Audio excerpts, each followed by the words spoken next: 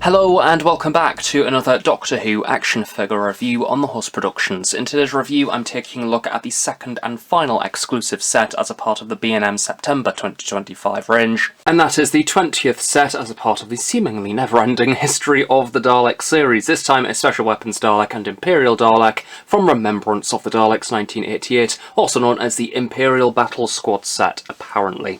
Much like the Revenge of the Cybermen set released alongside this one, this collector's set sees the re-release of an action figure that has gone on to be quite rare, so I imagine this set will be quite popular. So the packaging for this set is nothing out of the ordinary. We have that lighter purple hue which is used to represent the 7th Doctor era. This is the 20th box set in this seemingly never-ending series of Daleks. The TARDIS graphic is present in the bottom corner, character options logo at the opposite side, and just above this the now traditional limited edition B&M sticker. The top corner has a triangular box out of the diamond design Doctor Who logo. It has a tendency of slightly obscuring the action figures within, although not too much with this one. The set is a part of the 5.5/14cm scale collector series. Just above this, the all-important features bubble. This set is from Remembrance of the Daleks 1988, but it has been separated from the other version that we got literally a year or so ago by stating Imperial Battle Squad. Surely by now, over the past decade and a bit, Remembrance of the Daleks has to be the most heavily represented classic story on the shelf. The usual company gubbins at the bottom, and a giant Doctor Who diamond logo towards the top. There's nothing of note really going on with the sides. It's smart enough with that white background, and I do think the purple hues of the 7th Doctor era are quite pretty. Again, character options are continuing to use this shell which suffocates the action figures to the back of the box rather than the plastic window. It's not too bad as some of the earlier releases, but as always it's really difficult to spot quality control issues because the bubble distorts the action figures, as well as generally just looking a bit crap. Back of the box is the same format to usual,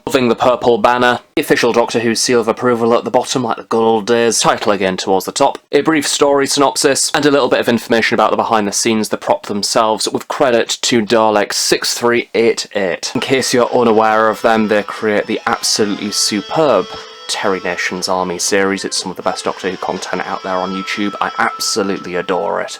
As annoying as the plastic shell is, this one does look nice in the box, and I am tempted to get another one for that reason alone. Unlike the earlier days of the History of the Daleks series and the set released alongside this one, the Revenge set, we don't have an episode-specific backdrop. It's just the blue vortex, which is fine because you have to damage it to get the figures out anyway. But the white and gold does contrast nicely with the blue. So we do have quite a lot to get through with this set. It's an interesting one with lots of changes, some good, some bad. We'll start off with the Special Weapons Dalek, as that's the one probably everyone's more excited about. I have the original, so it's certainly interesting seeing them side by side. Sculpt is the same, obviously, but the whole colour palette has been majorly revised. All of the golden or bronze paint apps have now been updated to match the B&M Imperial Daleks that we've seen previously, much like how the original matched the Forbidden Planet exclusive Imperials in much lighter gold. It is most predominantly seen towards the top half of the Special Weapons Dalek. It's really punchy. I suppose you could say that the dark and dirt wash is also more measured on this latest release, which whilst the original was lighter, I think the dirtied wash over the top also consumed more of the metal. In my opinion, I think both of them look really nice. I think the original looks more realistic, like day-to-day, colour-wise, what it would look like under natural lighting. Whilst this latest B&M 2025 one makes for a more exciting toy. So let's take a closer look at the details and paint apps across this figure, shall we? So the fender of the Special Weapons Dalek instantly shows off this new colour scheme in action. Whilst the first version isn't bad by any stretch of the imagination, I love the weathering wash applied over the top. The colouring overall is much more subdued. This latest version is more bronze, it's shiny, it stands out a lot more. But I do also like this dark brown wash which has been applied over the top, a different wash to the rest of this Dalek. It's like he's been wobbling around a muddy terrain. And the same as the Imperial Dalek, it is your standard 2-stack formation. But so far so good, we're definitely off to a good start. If you're taking a look at the base, it shows off just how shiny this latest version is once you've taken all the weathering away. Standard back wheels, rotating front wheel, and for the very keen collectors, note the difference in copyright stamping from the initial release. If anything, this is your biggest change sculpting wise for this particular variant. Now, as always with action figures of this nature, there is always potential for paint application to vary between the different units. But this action figure takes that to a completely different level. The weathering especially varies significantly between different Daleks. In my opinion, I thought it looked bloody awful on the promo material, as if it had been scribbled on by a child with a black Sharpie. I think this particular version that I have looks a lot better of the sooty effect between the various hemispheres. Looking from the back, there is quite a lot of it. It's also quite random as well. The pattern doesn't seem to repeat. Very different technique is used on the original, and in fact the colour palette is entirely different as well. I think you could say that this one's a bit more over the top, the way the sooty effect also goes on to the hemispheres. I also especially like this rather unusual sort of burnt effect which has been applied to the bases. Frustratingly, it is rather difficult to pick up on camera, but the only way that I can describe it is almost a boiled, crackled effect. On the Imperial Dalek within this set, it's just your standard base colour, there's no additional wash on top. But with the Special Weapons Dalek, there's more depth, there's various different lines and scratches, so it looks quite cool. My only critiques are some of the lines do end rather abruptly, which can look rather bizarre. Again, this is completely down to the Dalek that you have, some look weirder than others. It might have been nice to have the odd fleck here and there just to avoid some of these rather large patches where it's absent. What is quickly becoming a reoccurring theme with the B&M exclusive line now is these giant seams, with something which was very carefully hidden with the original Forbidden Planet exclusive releases. Now sticks out like a sore thumb on the back, certainly compared to the ones that I've seen in store. On the front as well, it can also be an issue. So overall, I do like the weathering. It really does give the Special Weapons Dalek character. It's quite bold, it stands out, certainly more so than the original, but it really is a pick of the draw. There may be some out there that look absolutely hideous. And in fairness, this is probably something quite difficult to replicate within the 5.5 scale.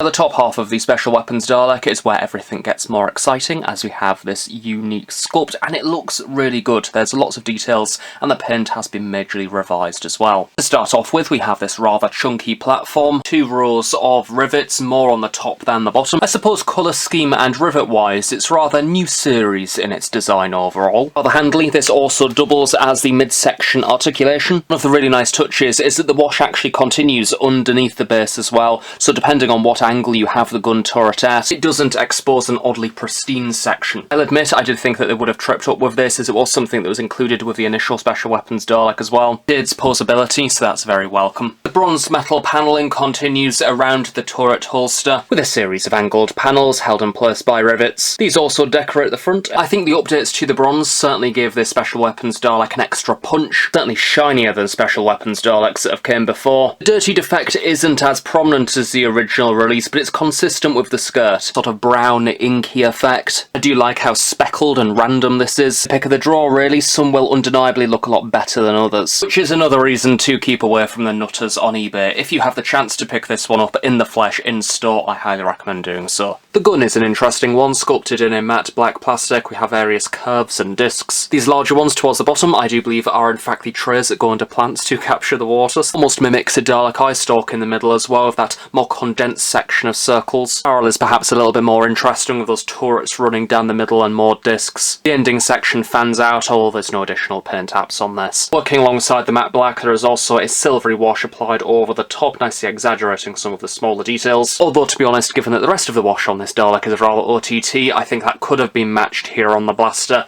just to compensate a little bit. Obviously, the central rotating wheel is also in matte black. Very minor detailing here with the rivets running down the side. I do like this slight scratch effect there with the silver wash, that's quite cool. Of course, the main role of this is articulation. It allows the giant gun to move up and down. Moving away from all of the metal placing, we also have this white collar section. Having seen a number of these on the toy shop shelf, it's apparent that not one Dalek seems to be the same weathering-wise. As much as I do love the original set, I don't have a clue what they were thinking when it came to the weathering on the midsection. A mud effect that for some reason, God knows why, runs in diagonal lines, or doesn't really look right at all. Thankfully, that isn't on the latest version, but instead it's perhaps a little bit too clean. I like the lined effect towards the bottom. It's as if the residue was dribbled down rather grim. It's a little bit more prominent towards the front, and certainly when you look downwards the dirt almost catches here on this lip, so the edge and the various rivets stand out a lot more. It didn't do this with the original. I think we needed more of what's going on here running down the sides, as currently it just looks a bit too clean.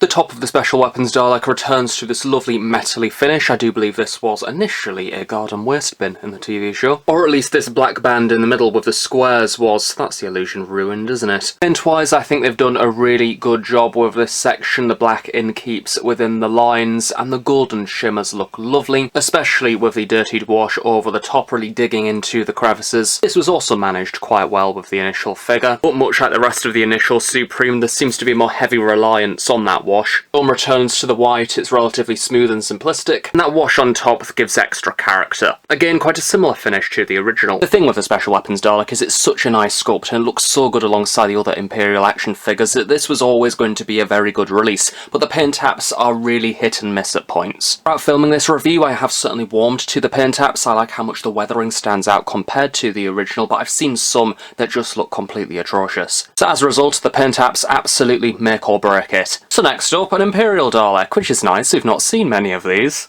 Well, apart from all of the others, but joking aside, they could literally release this Dalek again 5 more times tomorrow, and I would happily buy them all. As always with any 80s Daleks that Character Options produce, they're always going to look a bit odd because the proportions are completely wrong. And one of the biggest giveaways of this is always the skirt section. No matter what, it's never going to look perfect. I absolutely love this colour scheme, but it shall always be a rough approximation. One of the rather unique things of the Imperial Daleks is that the base fender is the same colour to the rest of the Dalek body. It is your standard 2-stack formation. As with all of the Imperial Daleks that have came before, there's no weathering or dirt marks on this. This particular Imperial has came up with the Special Weapons Dalek, maybe that could have been a nice touch to make it unique. That said, there is something about the pristine nature of the Imperials that make them look really smart. Tilting up the Dalek, the usual back wheels, and the rotating wheel towards the front. It varies slightly from the Imperials which have came before. Most notably that central production stamp. Quality control of this Dalek isn't the best, but I'm happy to see that the hemispheres are at least well painted. The gold is really dazzling and vibrant, it captures what's seen on screen well. I think the base white is okay as well. In my opinion, it needs to be a bit more creamy. Honestly, that's very minor, it still looks lovely. Plastic seams on the classic Daleks are getting much more prominent these days. The seam line is barely visible on the Forbidden Planet version, meanwhile it stands out a lot more here. And the same for the back as well. It affects both of the action figures within this set. I feel like on camera they look nice, the paint apps are quite impressive. To hold and to look at more closely when it comes to the sculpting,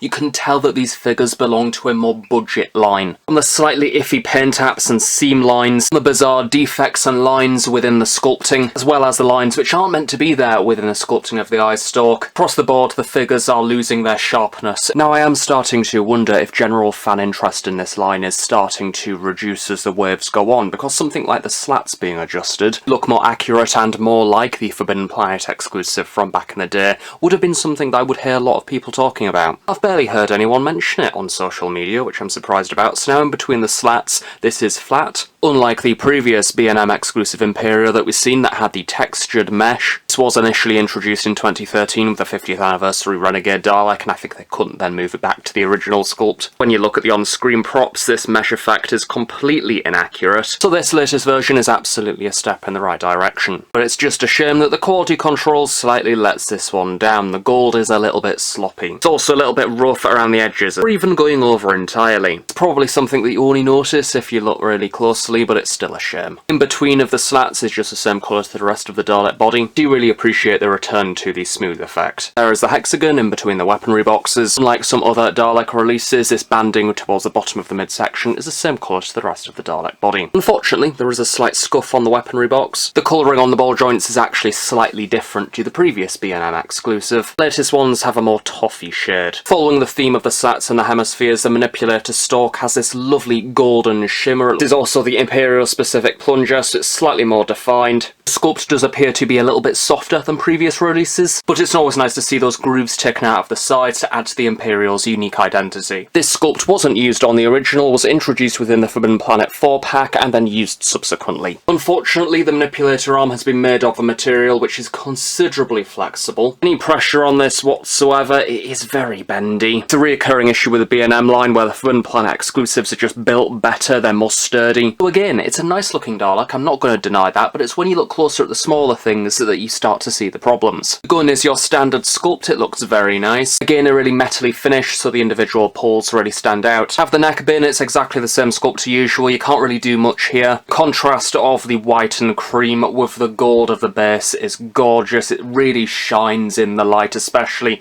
with that mesh texturing. In the show itself, again, this looked very different, but it would have been hard to replicate this within the 5.5 scale. White pulls match up really neatly too, which is a relief. This was quite the quality control issue back in the day. In the show itself, this basically looks like shiny card on both the neckband and the slats, so any impression of mesh does feel a little bit wrong, but it's also unavoidable without retooling. The dome of this Dalek is the same to your usual Imperial release. Golden highlights of the dome lights and the eye stalk stand out a lot with that white dome. Imperial Daleks do indeed have their own unique dome light. Sculpted in a clear plastic, that golden dome on top has been painted that same more metallic sheen to the rest of the Dalek body. So releases like this one, which came before, perhaps look a little bit less shiny. Obviously the inclusion of these is great, especially given the major inaccuracies of the body shape itself. It's one of the only things which sets this Dalek apart properly from the others. I'm very happy to see the return of that stumpier eye stalk. The base is the same creamy white to the rest of the Dalek body. Spaced out discs are nice as always. I love the golden sheen on these. Pocket housing is also this lovely shiny gold. And then the end of the eye stalk is mostly silver with a dot of gold in the middle. Colour aside, the whole shape and sculpt of the Imperial eye stalk has had a weird history of character. Starting out with this far too large standard Dalek eye stalk, with a blue pupil just to add to the bizarreness. Forbidden Planet 4-pack changed this to a much stumpier design, but the blue iris remained. Then the B&M line gave us this even stumpier new sculpt eye stalk with a slightly different proportion of disc in the middle, and a larger eye socket housing, and a black end piece. Now we have this one. I suppose it is good news, because if you look closely we do have a Dalek with that silver iris, but it doesn't necessarily mean the last B&M release wasn't any good. Because just next to our silver iris Dalek we also have a black iris as well. Sadly the silver just looks a lot better on the prop. It doesn't help that the paint's a bit skewed. From head to toe of this action figure there really isn't much in it, and because we've already had a B&M Imperial Dalek, this latest version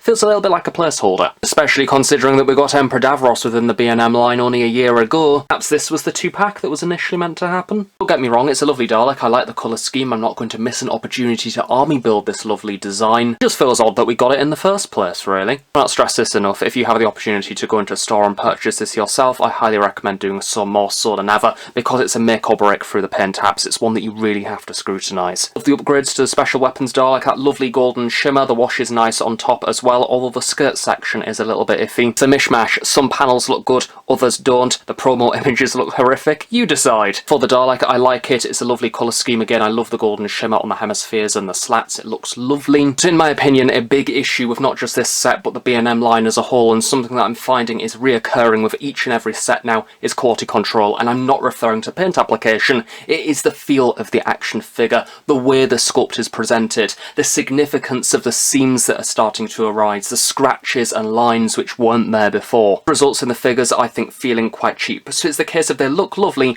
but they don't feel lovely. Is it becoming a little bit of an imitation of itself, living in the shadows of the golden years? Smaller details at first that you may overlook, like the flexibility of the appendages, and it makes me question, is it time to maybe retire the Daleks from this B&M line and focus on other things entirely? There we go, a lovely set, 2 lovely variants, some lovely paint apps that are very different from the originals, but they have their own quirks and qualities that I really enjoy, but there is also a few quality control issues that I simply cannot overlook here. So thank you very much for watching this review, I really hope you have enjoyed it. Of course, stay tuned on The Host Productions for regular Doctor Who reviews. Have a nice day, and I shall see you all next time.